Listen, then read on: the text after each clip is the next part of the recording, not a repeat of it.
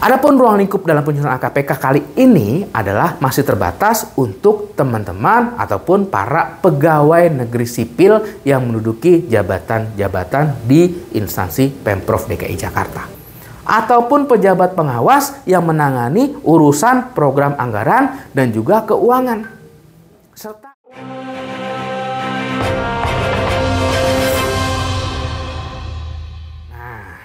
bentuk pengembangan kompetensi ada dua jenis, bentuk atau jalur ya. Pengembangan kompetensi ada dua jenis saat ini.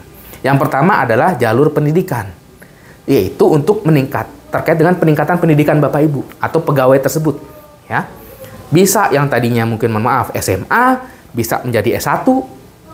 Yang tadi S1 perlu dikembangkan S2, yang tadi S2 harus dikembangkan menjadi S3. Silahkan, Bapak Ibu sekalian ya. Diusulkan melalui pengembangan kompetensi jalur pendidikan. Bisa melalui jalur tugas belajar yang dibiayai nanti oleh Pemprov DKI Jakarta, SEKI dalam BPSDM Pemprov DKI Jakarta ya. Atau jalur yang kedua, nggak usah pendidikan deh, cukup pelatihan. Nah, pelatihan. Tapi ingat Bapak Ibu, pelatihan juga ada dua jenis. Saat itu ada dua jenis, pelatihan yang sifatnya klasikal ataupun sifatnya non klasikal. Klasikal itu apa? Sifatnya kayak tatap muka lah. Kasarnya gitu ya. Tapi bukan hanya di kelas. Kalau klasikal, kita webinar juga dianggap klasikal. Kenapa? Karena tatap muka langsung. Seperti itu.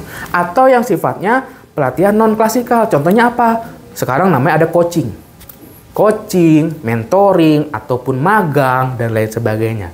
Itu bisa dilakukan, Bapak Ibu sekalian ya.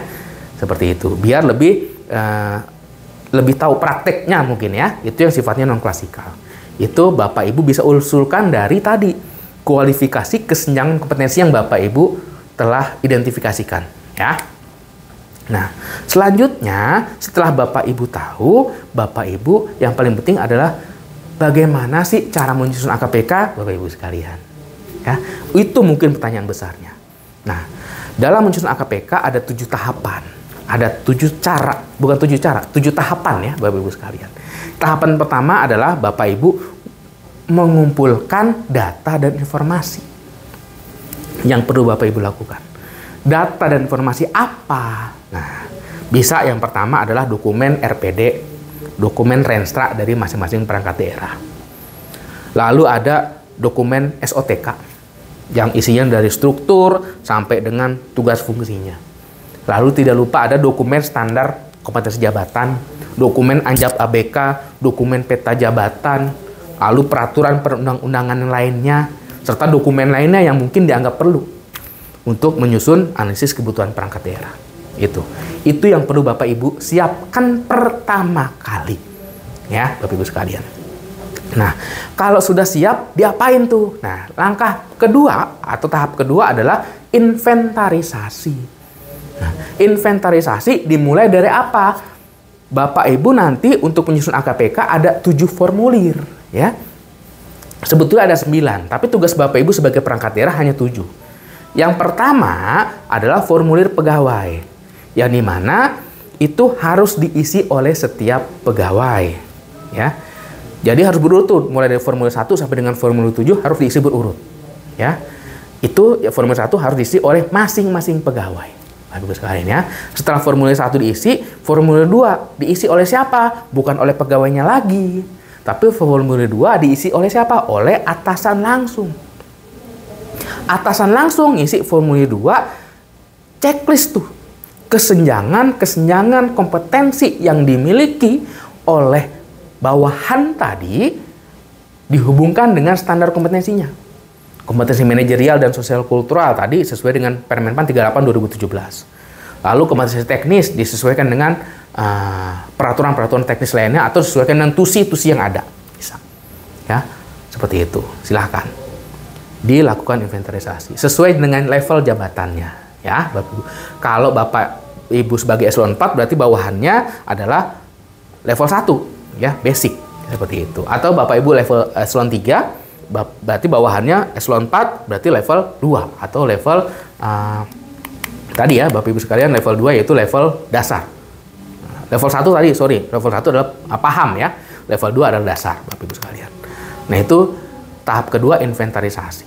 Setelah diinventarisasi, Bapak Ibu masuk ke tahapan namanya verifikasi. Nah, verifikasi ini perlu dilakukan apa? Melakukan analisa hasil dari inventarisasi yang dilakukan oleh Bapak Ibu pegawai, dilakukan oleh para atasan langsung. Nah, verifikasi inventarisasi juga dilakukan oleh para pengelola pegawaian di unit perangkat daerah. Ya. Selanjutnya adalah verifikasi. Bapak Ibu lakukan verifikasi. Apakah sudah benar, dilakukan analisis lebih dalam lagi. Nah, verifikasi ini bisa dilakukan melalui beberapa tahap. Bapak Ibu melakukan brainstorming atau FGD dengan teman-teman tim penyusun AKPK perangkat daerah tadi, dengan mengundang para tenaga ahli misalkan, atau mengundang para wali program yang sudah ditugaskan di perangkat daerahnya masing-masing. Silahkan. Setelah diverifikasi, dilakukan namanya validasi. Tim penyusun perangkat daerah melakukan validasi atas dokumen hasil verifikasi tadi. Ya, validasi tanda tangan oleh kepala perangkat daerah. Nah, setelah divalidasi, jangan lupa diinput dokumen-dokumen tadi kemana? Ke sistem Musrenbangkom yang sudah disiapkan oleh BPSDM. Setelah diinput, BPSDM punya tugas juga. Apa? Melakukan verifikasi lanjutan.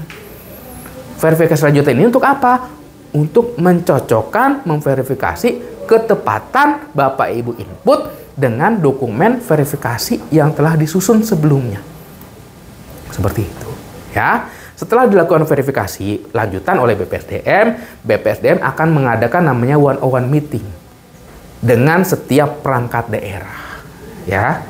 Yang dimana hasil one-on-one meeting ini nantinya akan menghasilkan sebuah berita acara. Nah, berita acara ini menjadi laporan kepada Pak Gubernur dan akan menjadi bahan dalam pelaksanaan LCM, ya, yang akan dilakukan pada akhir tahun nanti. Seperti itu, Bapak Ibu, tata caranya. Nah, untuk lebih jelasnya terkait dengan proses ataupun tutorial tata cara penyusunan formulir-formulir tadi, mulai dari formulir 1 sampai dengan formulir 7, nanti kita bahas di video selanjutnya ya, Bapak Ibu sekalian, terkait dengan tutorial pengisian formulir AKPK, Bapak Ibu sekalian. Nah, jadi ini yang dapat kita sharingkan Bapak Ibu terkait dengan penyusunan AKPK. Di video kali ini masih umum ya, terkait dengan apa itu AKPK, pentingnya apa, cara penyusunan AKPK secara umum seperti apa. Mungkin itu Bapak Ibu sekalian yang dapat kita sampaikan pada kesempatan video kali ini. Mudah-mudahan apa yang kita sampaikan, kita sharingkan dapat bermanfaat bagi kita semua Bapak Ibu sekalian. Dan mohon maaf apabila dalam penyampaian kali ini terdapat banyak kesalahan, terdapat banyak kekurangan. Dan kenapa? Karena kekurangan datangnya dari saya pribadi, kelebihan dari Allah Subhanahu wa Ta'ala. Demikian Bapak Ibu, semoga bermanfaat dan semoga kita semua selalu dalam lindungan Allah Subhanahu wa Ta'ala, dan semoga kita semua selalu sehat walafiat dan sukses dalam melakukan pekerjaan, dan terutama terkait dengan penyusunan AKPK dapat bermanfaat bagi Bapak Ibu secara pribadi, Bapak Ibu untuk jabatan Bapak Ibu, dan untuk perangkat daerah Bapak Ibu, dan untuk DKI Jakarta pastinya. Serta pastinya untuk Indonesia, sesuai dengan tagline Pemprov DKI Jakarta saat ini adalah sukses Jakarta untuk Indonesia. Demikian Bapak Ibu sekalian, mohon maaf sekali lagi atas kekurangan. Saya akhiri. Wassalamualaikum warahmatullahi wabarakatuh.